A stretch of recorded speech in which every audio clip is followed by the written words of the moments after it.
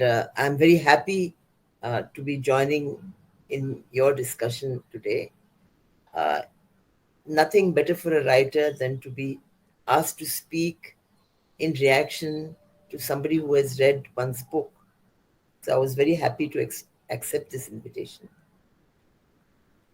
But I will start today's lecture by paying tribute to a feminist who passed away this week, uh, Gail Omvet, who was so many things in herself and meant so much and so many different things to many of us. Uh, she was an American sociologist who came to India in the 60s first and later on in the early 70s, and took up research on a topic which was not being explored even by Indian scholars at that time, uh, centering around the importance of caste in politics and the great anti-caste revolutionary Jyoti Rao Phule.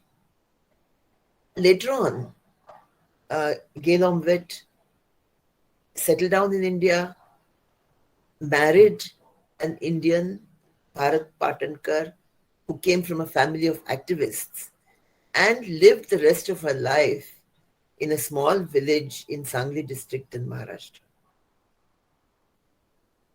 She was a leading feminist. Those of us who were feminists in the 1970s drew a lot of strength from her. And she continued. I want to speak about Gail as someone who was always seeking revolution. Her formative years were in the 1960s in the US, when student revolutions, there was a whole upheaval against the establishment, against injustice, and trying to for a better world, really. And that revolutionary spirit Gail carried from America to India. I would describe Gail as a feminist voice, having a feminist vision, someone who was always seeking revolution and seeking certain kinds of utopias. Her last book was called Seeking Begumpura. And Begumpura is a kind of casteless utopia dreamed up by one of the saint poets of the marginalized castes, Santa Rohidas. So, in a sense, when I embarked on talking about feminist writers and women writers talking about dystopias, it is very appropriate that I start with talking about Gail and really to pay tribute to her. She has been in our minds even more since she passed away, and we are remembering all the encounters we had with her.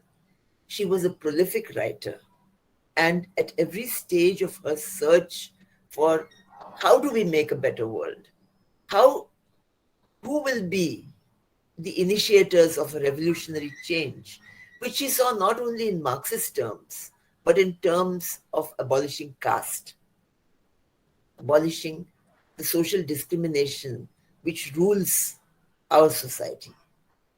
And every stage of this search, this personal search, this intense kind of something fueled with a passion that she had, at every stage, I mean, she allied herself with different parties, with different leaders. She saw revolutionary potential in different places. And every time she expressed herself in the form of a book which also had an academic rooting, but had a much wider appeal. So her body of work remains an inspiration to us all. I think it is appropriate that I start my talk with paying a tribute to her. But then starting with somebody who was seeking revolution and was so convinced that she could become a part of a struggle for a better world. It is not that she wanted to be a leader, it is that she wanted to ally herself with whatever revolutionary force she could see around her. And rural India, you know, is even more obviously riven apart by caste, though she came, she came to realize that caste prejudices and upper caste uh, monopolization was something that affected even urban visions, even feminist uh, movements. And she was always a critical voice, bringing up the importance of caste. She wrote about Ambedkar, and she wrote a beautiful biography of Ambedkar. But there was this always this urge, this force within her, which was seeking a kind of utopia. And the beautiful thing about her last book, all of you must read it, Seeking Begumpura, is that she allied herself with the dreams of the underprivileged about a better world. Now, when I start off with this utopian vision, I will you will also ask the question, why then dystopias? Why have I chosen to talk about dystopias?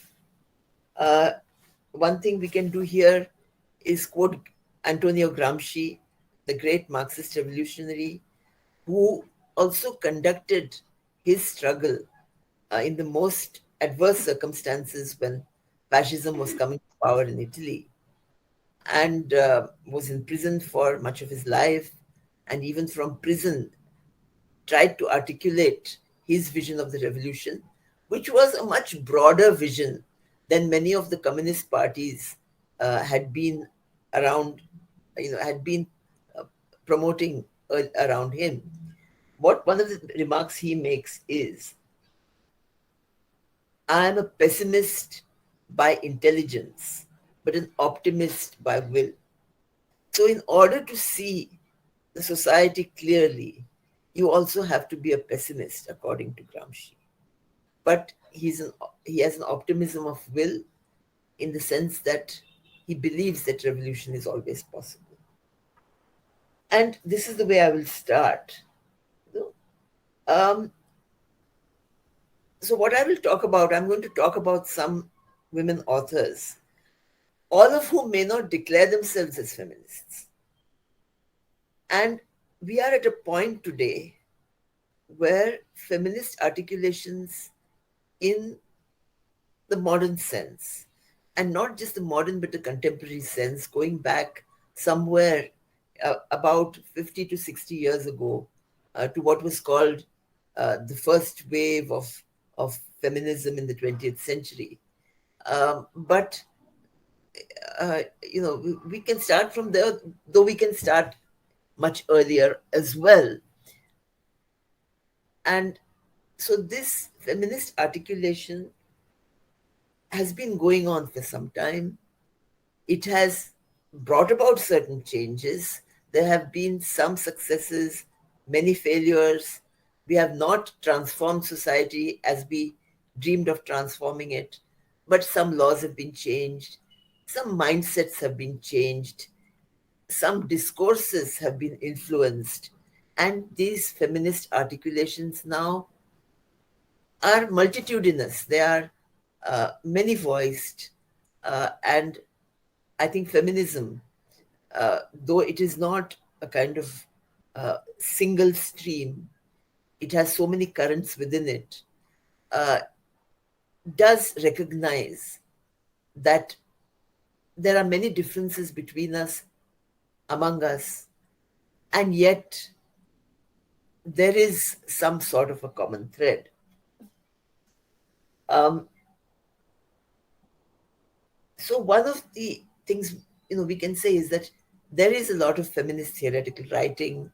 There is a lot of feminist demagogic writing, you can say.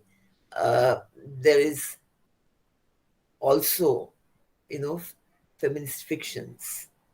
and I'm going to look at some novels, and also another kind of genre is feminist autobiographies, which also I'll have a word to say about before I come to say a little bit about my book. I'm not going to talk about that very much today. Um, so, what are dystopias? Um, what are today's nightmares? There were yesterday's nightmares as well, you know, um, nightmares that we didn't dream up, but perhaps we are living through. George Orwell's 1984 or Aldous Huxley's Brave New World imagined uh, something like we are experiencing today, I think, around us, where there is an attempt to control thought by those in power, and there is a building on the class divisions in society to polarize society, and all for the benefit of a ruling elite. But we have our own nightmares today. And I would say that there are, three different kinds of nightmares which are talked about in the dystopian novels that I have taken up for my speech today. One of them is environmental destruction, climate change, which has already overwhelmed our world to a great extent. We are living through it. Um, you know, we never know when the rains are coming or the droughts are coming, and there are all kinds of climatic disasters happening all over the world. And we are living with the uncertainty of a world created by human greed, by human recklessness with the nature that nurtured us. This has been a part of a feminist vision, has sometimes talked about uh, the scientific revolution, the industrial revolution that brought the modern world, that gave birth to the modern world, was also, um, you know, uh, was animated by a very masculine vision of conquering nature, a masculine vision, an imperialist vision, a capitalist vision, where nature becomes fodder for human desires and human wants, and not just human, but then a capitalism which always seeks greater profit, which seeks to uh, create consumerist desires and then profit from them.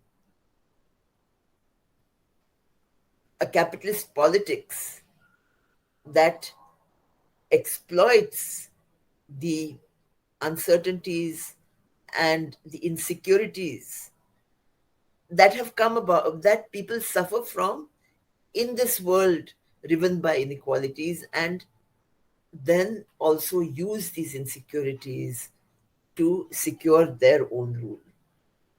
And so, climatic change,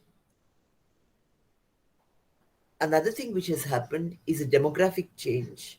We find that there are falling birth rates.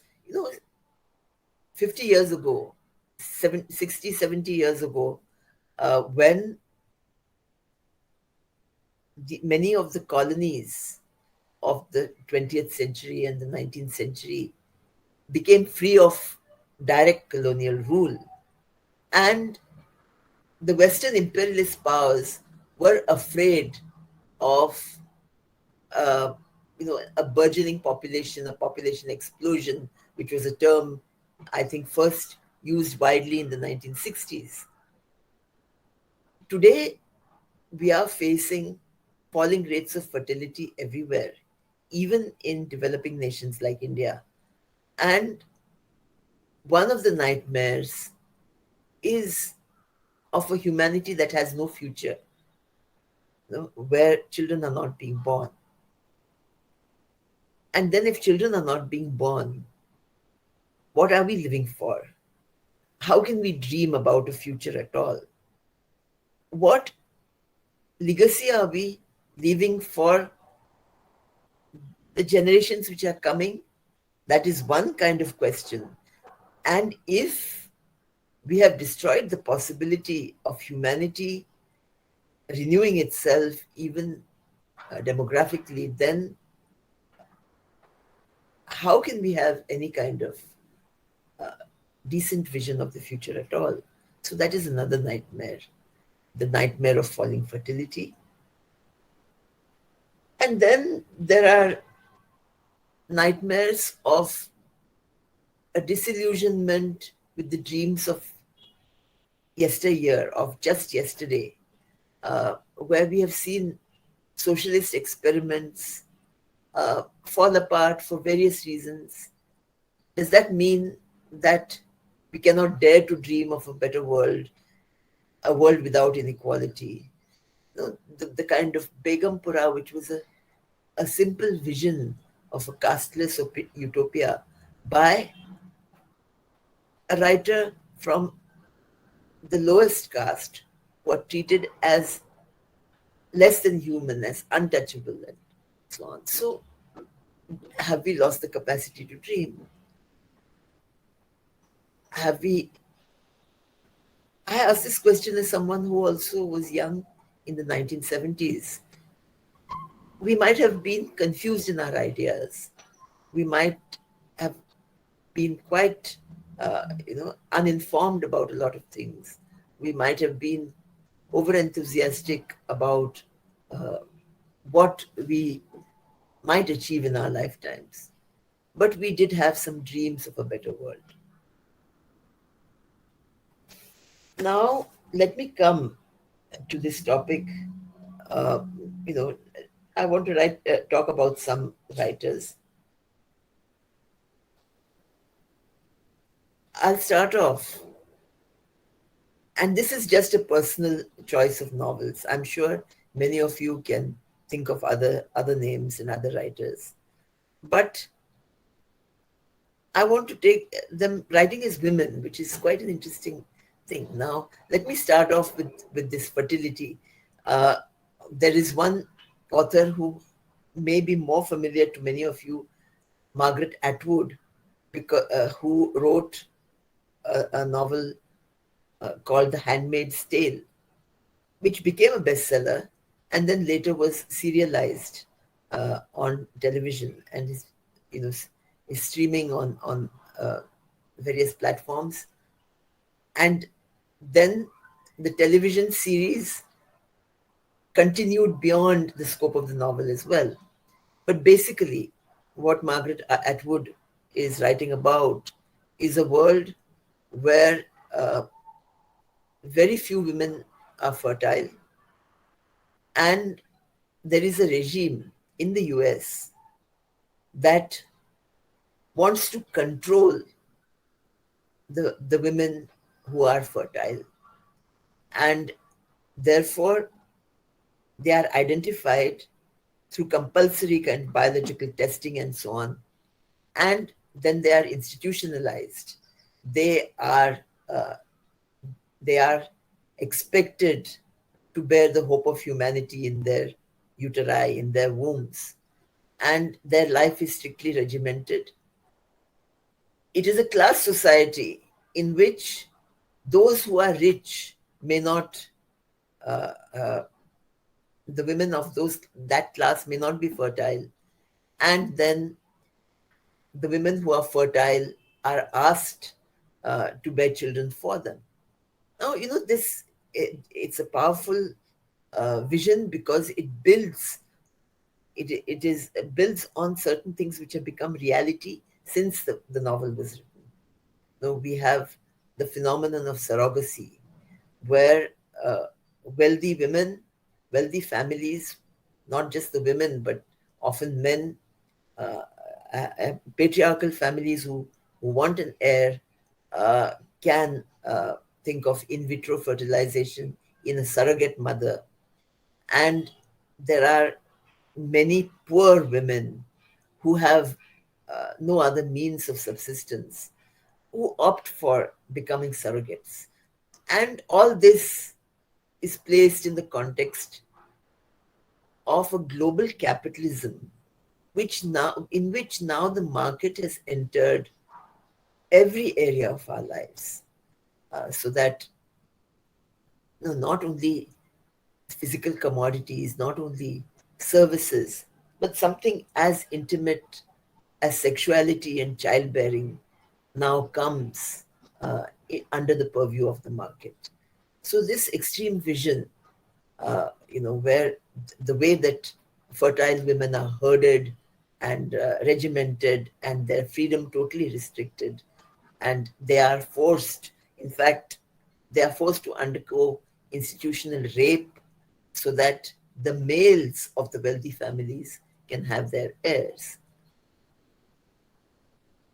The brilliance of a well imagined dystopia is that it takes some of you know, the diseases and maladies of our present society to their extreme and shows us how unjust they are sometimes when we have become used to certain inequalities because we accept them, that this has always been the case. But to make us more sensitive to the inhumanity of some of our present practices, a dystopian vision can be very powerful. And so Atwood's novel is definitely powerful. When I was looking around for this, more writers on this theme, I chanced upon a novel by P.D. James, another woman writer whose main forte has been detective fiction. She's a British writer, whereas Margaret Atwood is Canadian. And it's interesting that Margaret Atwood places her dystopia in the US and presents Canada as being a refuge where people escaping from this regime can come to. But P.D. James is a British writer. Her detective novels are located in the United Kingdom, and she has a literary flair. I mean, so that her reading her detective novels is a pleasure for those who are fond of English literature. And she often locates her stories in a particular part of England or uh, Scotland or Wales and describes the local scenery and so on. I just mentioned this, but because one of her novels, which is not a detective novel, is called The Children of Men. And again, she's talking about a world where fertility has fallen to the extent that, and strikingly, when I was preparing for this lecture, this novel it was written somewhere in the early 1990s, I think 1992, but it is placed in 2021. And she says that the last child born was born in 1995. And after that, no children were born. So falling fertility has come to this point. And what does the government then do is to institute certain kinds of compulsory testing. And so in order to face a crisis, which again is the result of human actions in the past, like the pandemic that we are living through now, very often governments employ even more draconian measures, increase their control, almost as if the crisis and the disaster has given them an opportunity to secure their rule even more firmly and to snuff out any kind of opposition to it. So this is what has happened again, it is placed in England, um, and there is a group which is rebelling against this draconian regime which has been constituted, because no children having been born for the last 26 years. So, you don't see any children playing. Think of that. Think of a world in which there are no children. No, we have been seeing this, that during the first lockdowns and so on, suddenly children disappeared from the street. We were not going out on the streets ourselves, but the sounds of children playing on the street, the sounds of a school, dispersing at the end of the school day, all these suddenly disappeared from our world. And think of a world in which there are no children as a terrible nightmare. What is interesting is that in Margaret Atwood's novel,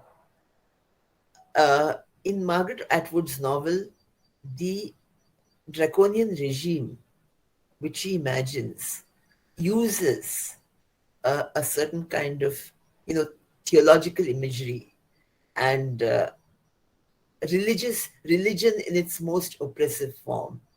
So obviously, Atwood is critical of religious power as well, especially the power of institutionalized religion. And whereas P.D. James then carries us on, and I don't want, a little bit of spoiler, the danger of a bit of a spoiler, but I would say then that she has a more Christian vision, and Christian vision in the sense that some of the stories and images of Christianity are very much have a presence in people's imagination. For example, I would say that, moving away from P.D. James for the moment, that, in novels, lots of thrillers and detective novels, or especially novels where some kind of fight between good and evil is shown, the hero, usually a male hero, undergoes a lot of physical suffering and pain, and then rises above it, and does not just defeat the enemy, but undergoes personal suffering just like Christ did. So, that imagery of Christ, where extreme pain is inflicted on the hero. We find it in Harry Potter, J.K. Rowling. We find it in writers like James Hadley Chase, popular writers, using this kind of Christian imagery of Christ on the cross, undergoing extreme physical suffering for the salvation of humanity. And again, a male hero. Here we have a slightly different vision. It is not that infliction of extreme physical suffering on a male hero who represents good against evil, but rather the possibility of a birth, in a world where no children have been born, and what the coming of Christ meant. The stories surrounding the Nativity and the birth of Jesus Christ. So these two novels about the nightmare of falling fertility, one of them is critical of institutionalized religion.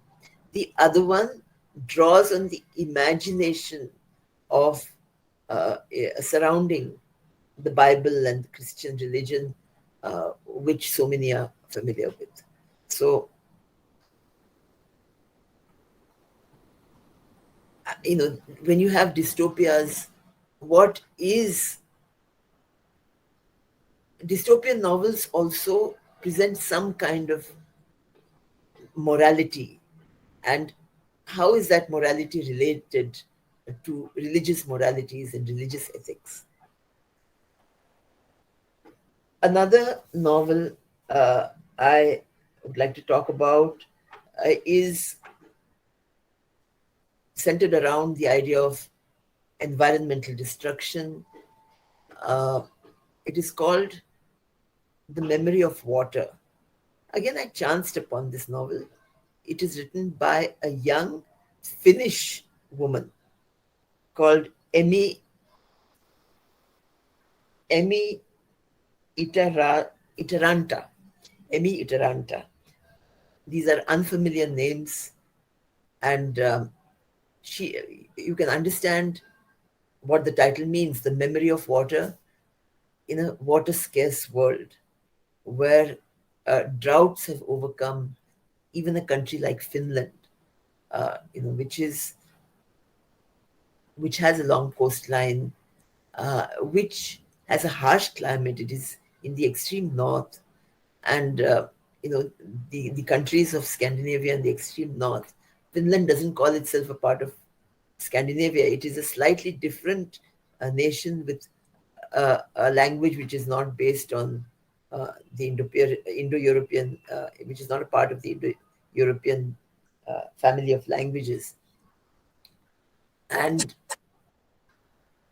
the uh, ethos is that of a people who have faced extremes of climate, and now they're facing a scarcity of water. Again, the governmental arrangements which are trying to deal with this situation there is an attempt to harness all sources of water and then make them available publicly, which may be a very good intention. But then this novel centers around a family in which who have a certain amount of property and uh, happen to have a source of water on their land. Uh, the young girl loses her father, and it's a very interesting story because one of the rituals which has been adopted by this society is a ritual of tea making inspired by the Japanese tea ceremonies. And whenever somebody visits, an important visitor comes to the house of her father, who is a tea maker, who has a certain kind of position in society, then that tea ceremony is performed. Her vision again is one of uh, tradition. What importance does it have? And the fact that this is basically a male centered tradition. Her father does not have a son, he only has a daughter. The daughter is the protagonist of the story. And then her father has to teach the daughter the intricacies of the ritual because she has to carry on the tradition. And the very fact that the daughter is doing this, the very fact of a daughter lighting the funeral power is something defiant of humanism or of Hinduism. And we talk about in Maharashtra, we talk about how Savitribai Phule lit the funeral power of her husband Jyotirao Phule. And we were reminded of that when Gail's funeral took place 2 days ago, and it was her daughter Prachi and not her husband who lit the funeral pyre. So, you know, small feminist uh, questionings of tradition, where it is only a male hand that can do certain things. It starts off there, and then, of course, this girl then tries to escape from those who are trying to take control of her source of water, and decides not just to protect that water and a private ownership of it, but then she doesn't want to come under the control of government forces, and she tries to leave. But it is a very poignant description of a world in which something we, which is so basic uh, to our day-to-day lives, like water, has become just a memory. And then there's another sense in which this title, the water has a memory of whatever it passes over. Water is another very important, symbol in our society, in our caste-ridden society, because the Dalits are forbidden to access common sources of water, and untouchability becomes most potently practiced in this context. So, access to water, um, you know, Ambedkar, one of Ambedkar's most important actions was the Mahar Satyagraha, when he led a whole mass of untouchables, supported by some from other castes, to claim access to a public reservoir. There had been some legislation saying that public, reservoirs uh, in the public domain would be accessible to all. But Dalits had not been given access to this water. Think of it. You classify a certain section of humanity as being subhuman, as being untouchable, as being polluting, and you deny them access to that which can make their life better. So they perform your most menial, dangerous, risky, and dirty tasks, that of cleaning human waste. And then you consider them to be dirty, you deny them even a source of water for washing themselves. You deny them any roots of making themselves human, and you then underscore that they are something less. So Ambedkar's action in Mahar was very symbolic. And so I was touched. I mean, Finnish society, she's not concerned with that kind of uh, lack of access, but memory of a resource which was once abundant. Now we are talking about putting a price on water. Now we are talking about water as a resource which has to be conserved, and it cannot be conserved if it does not have any price. Then people will be careless with it. Whereas it's not been like that at all. Not everybody has had free access to water. So the questions of environment, the questions of inequality are all tied up with each other.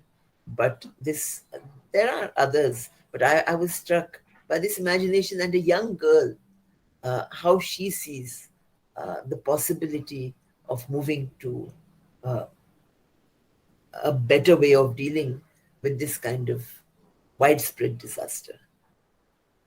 Uh, I will then come to two other novels. Um, One is by a very well known feminist science fiction writer, Ursula Le Guin, again from the United States. She has written a number of novels. One of the most famous is called The Left Hand of Darkness. Um, and again, she imagines dystopias where, the kind of inequalities between men and women are exaggerated and so on. But I will talk more about one of her novels. My goodness, what is the title? Um, I'll remember the title in a moment. But it is not exact. It talks about two worlds. It talks about um,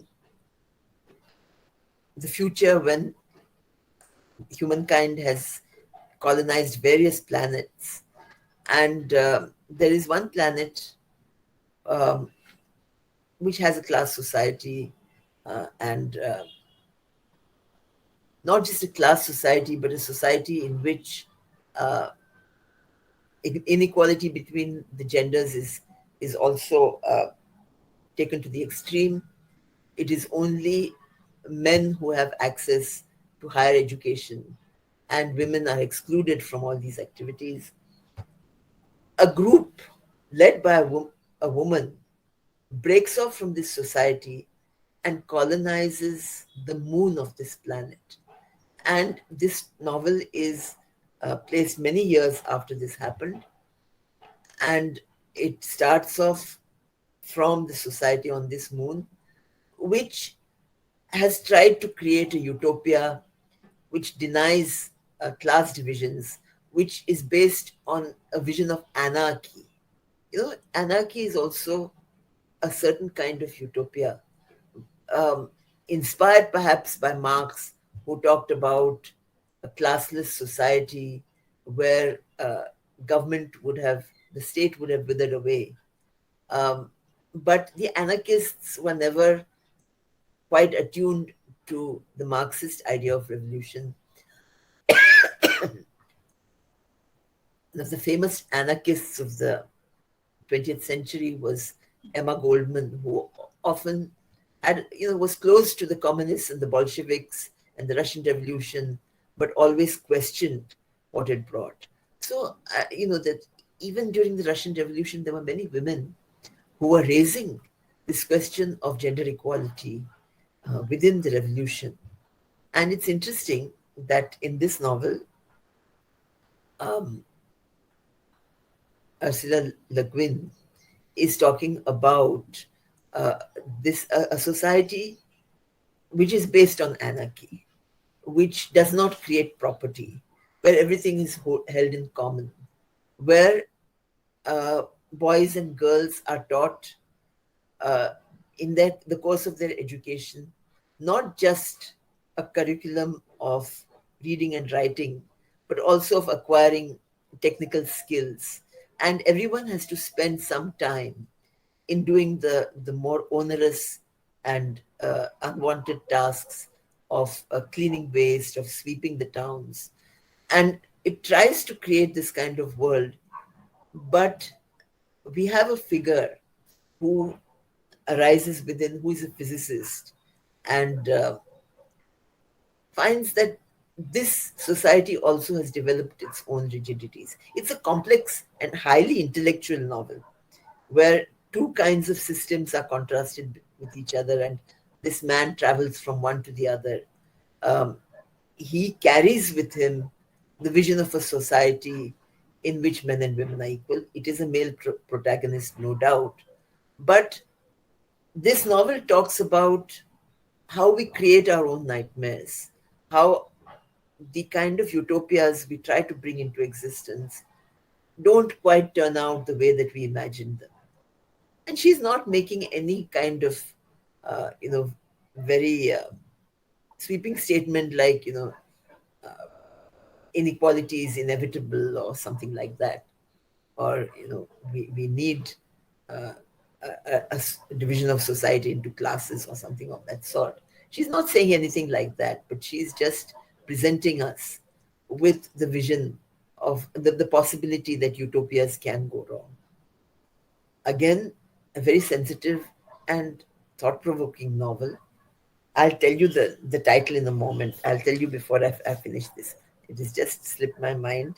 This, yes, you're right. I got it from a comment. Thank you, Nadi Palshikar. It is, yes, it is called The Dispossessed.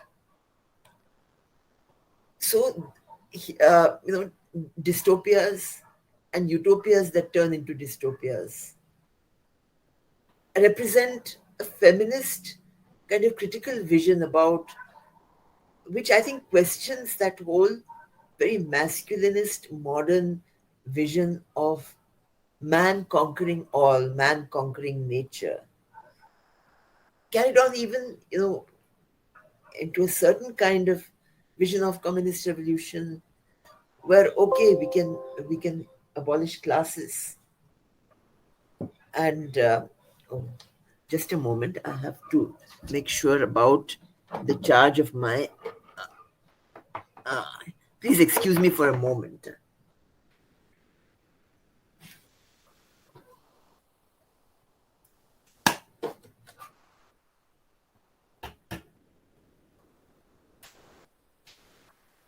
Sorry about that. Um,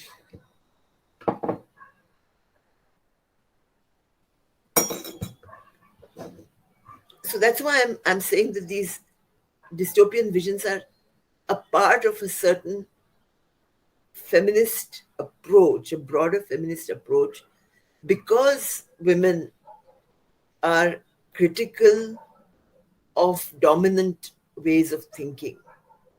They have been able to then, I mean, identify themselves with other kinds of injustices. It took some time for the Western feminist movement uh, to understand the problems of Black women, to understand that the kind of gender discrimination experienced by Black women was different from that experienced by white middle class women, and that the experience of race and gender were so much and intertwined. And of course, feminism, the kind of feminism we're talking about, which was related in a you know outburst against capitalism as well, of a world controlled by the search for profit and so on. So what I'm trying to say here, let me get back to my point. Yes, um, feminism has always had this, and I think, when feminism has an edge, this criticality. Uh, One of the reasons why now I think we are realizing that feminism in India has to take up an anti-caste stand, because the way patriarchy functions in Indian society is so closely linked up with the way in which the caste system functions. And it functions differently in different regions. And none of them are free of it. Uh, Maybe in the Northeast, they have a slightly more tribal kind of culture. But we find that these that caste and patriarchy are intertwined and interlinked so closely in the way that our society operates. Feminism has learned this a little late. Go back to Gail Omvet. She was very much a part of the anti-racist struggle in the US, uh, while she was, forming herself as a feminist. And when she came to India, she was much more sensitive to the reality of caste than many of the feminists in the women's movement. And she kept pointing this out. As a feminist, she always had a slightly different vision. And she also, had dreams, which the very fact that they perhaps came from someone who came from outside the society could be much more hopeful. And I think that, that is where her seeking of utopia managed to connect with people working for a better world in their own ways. And as time went on, she emphasized more and more the question of caste. She then wrote about anti-caste movements. She joined herself with the anti-caste movements. She wrote about Ambedkar. She wrote about Phule. Of course, Phule had been the subject of her PhD dissertation and her first book, but she came back to it. And towards the end of her life, she came back to it in an intensely personal way. She writes Seeking Begumpura, and she's not trying to imagine a utopia through the eyes of a white woman, of an academic, but through the eyes of the dispossessed, the underprivileged. And her Seeking Begumpura is absolutely poetic. Earlier than that, she had also translated the writings of the saint poet Tukaram, uh, where she collaborated with her husband Bharat Patankar to translate this 16th century Marathi uh, into English. And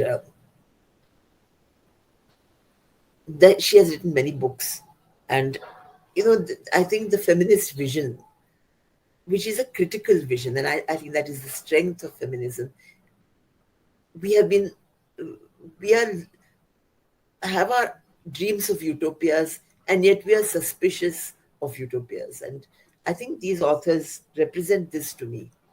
Um, Another writer who has been more popular, and again popularized through the conversion of a novel into a film, or a series of films, in fact, is Suzanne Collins, who wrote The Hunger Games. And it was a series of novels, and it became a series of films. Again, a dystopia in which what does she take to the extreme? What does, when we talk about dystopias as taking something unjust, absurd, or discriminatory in our society, and uh, carrying it in our imagination to the extreme to show us, where this can lead to. One of another very eminent feminist from the US, Judith Butler, talks about how gender is a matter of performance. There are many senses in which she says this, but more and more, uh, through the proliferation of social media, we are presenting ourselves as a spectacle. Performance has become even more important. And we have the phenomenon of something called reality shows, where, people are placed in a certain environment to live with each other, and uh, the camera turns on them to see the conflicts, the contradictions, and how they live between them, and how they live them out.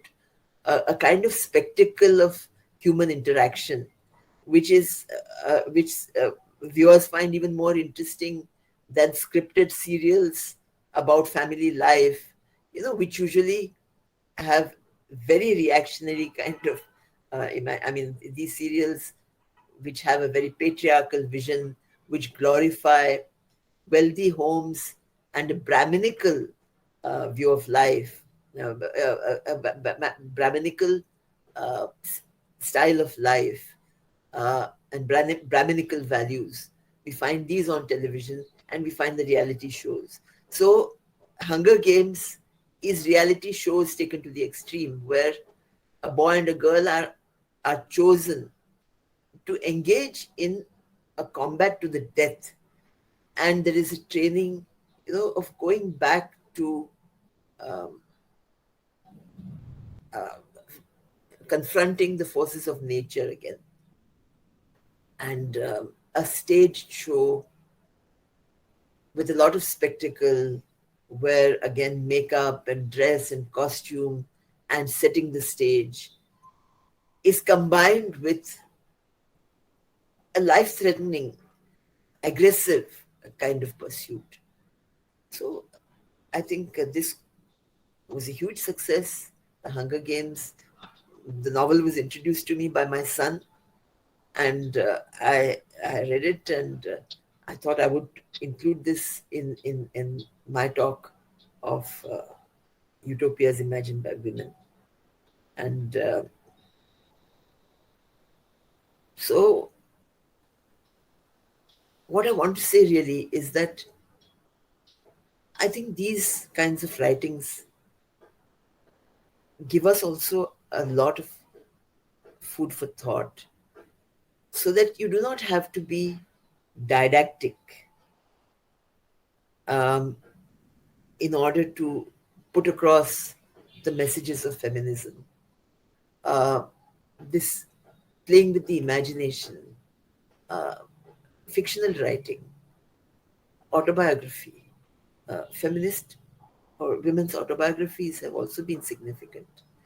And, you know, there have been Dalit women's autobiographies, which have, when we are talking about a society based on a hierarchy of gender and caste, uh, Dalit women's autobiographies are very revealing.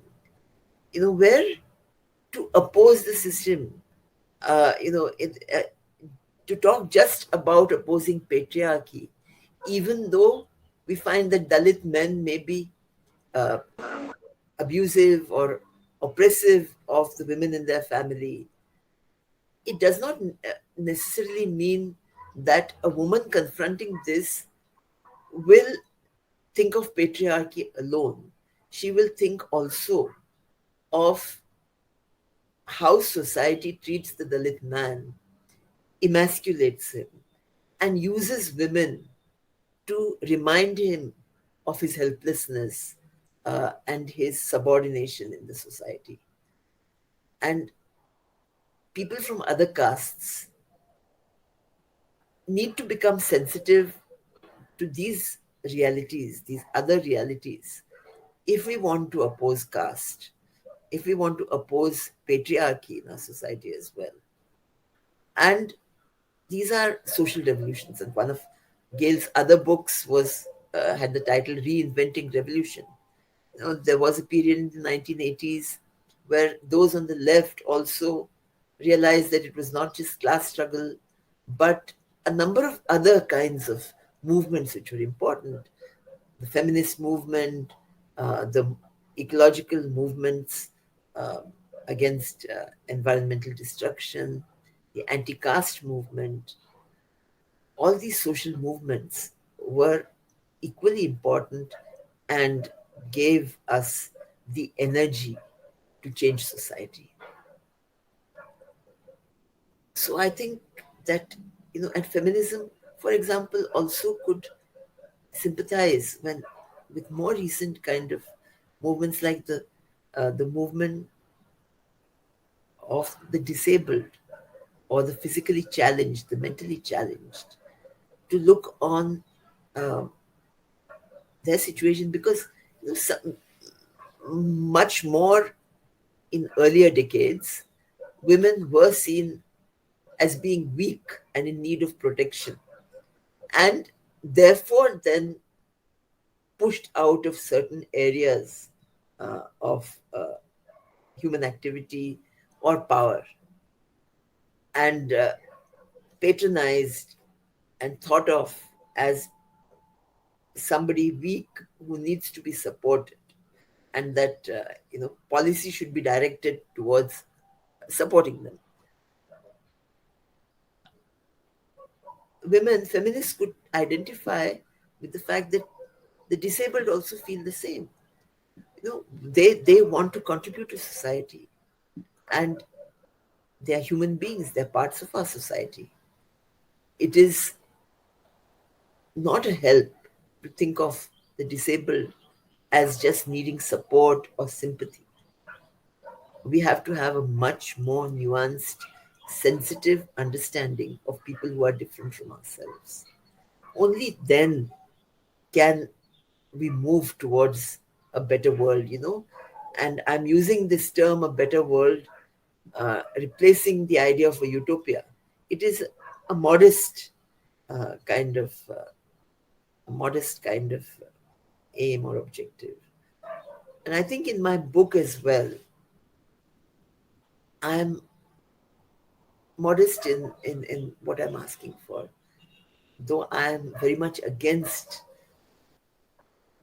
Hindutva and the fact that Hinduism is, you know, a certain interpretation of Hinduism, sometimes called political Hinduism, is used uh, to buttress the structures of power and to therefore divide society against itself, and also to transfer wealth into the hands of fewer and fewer people, and which sees everything as an opportunity to further this aim. At the same time, uh, the structures of inequality in our society do not just date back to 2014 when a certain government took power. They go back much further. The discrimination against women in Hinduism, the assumption that society will be divided into castes, which are based not just on the division of labor and endogamy, but also very much defined by a hierarchy in which everybody has a different place, which is preordained, which is then sanctioned by religion as well. Religious reform is possible, and one of the interesting remarks Bertrand Russell made, when he writes a book, Why I'm Not a Christian, is that he says that atheists have helped in the reform of Christianity. So those who do not believe, but through their demands, can also help in the reform of, religious reform is possible because we cannot deny that many people do depend on religion, do find religion, and even Marx, when we remember that Marx did not only say that religion is the opium of the people, but it is, uh, the sigh of the oppressed creature, and so on, that uh, it is the only source of hope for many who are living in a world where everything seems to be turned against them. So this idea of Russell's, that very often atheists have helped even to make uh, Christianity more humane, uh, where, like Christianity, like every religion, when it becomes institutionalized, when it becomes a part of when it becomes allied with state power, becomes oppressive, it becomes exclusionary. The difference with Hinduism is that it is exclusionary and divisive in its very structure. And that is why I have said I'm not a Hindu woman. And I've tried to relate it to my personal experiences, realizing that I come from a privileged position, from not just the fact that I was living in a well off and upper caste family, but also that I was born at a time when these hopes were still alive, and when a certain social democrat, and in a much more practical terms, a certain social democratic structure, a welfare state was operative in England.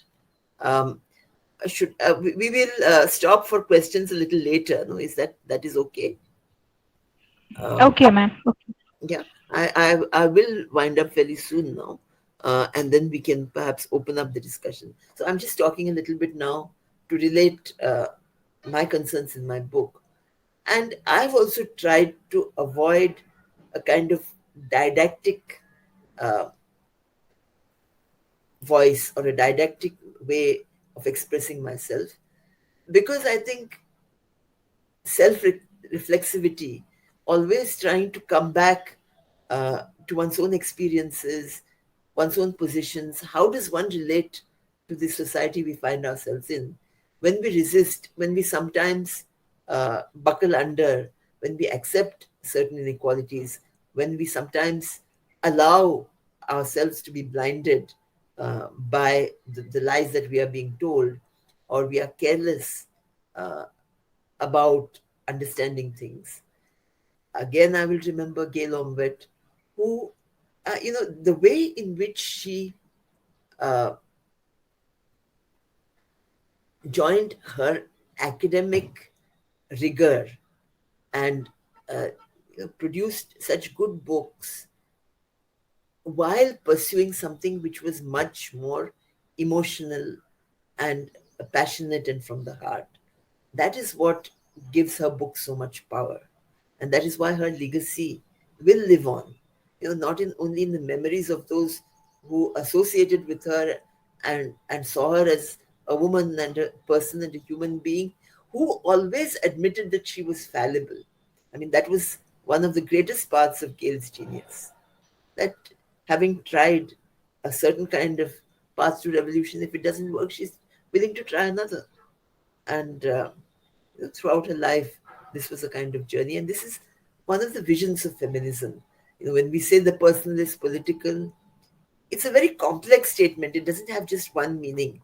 I think, it is the fact that we reflect on ourselves, that we reposition ourselves, we challenge others. So feminism is not just for women, it is for men as well. Who was just telling me, my friend Meda Kotwal, quoting and saying that, you know, uh, I forget who she was quoting, but in Hindi, saying, हम नहीं बदले तो आपको भी दिक्कत होगी. It is, if we don't change, it is not just women who will suffer, but men as well. And that's why these dystopian visions are not just, uh, about the rights of women or something, but of the kind of society that we try and build, the kind of society we try and change, and the kind of society we are able to imagine. Imaginations are so important, and imagination in the forms of nightmares as well as in the form of utopian dreams.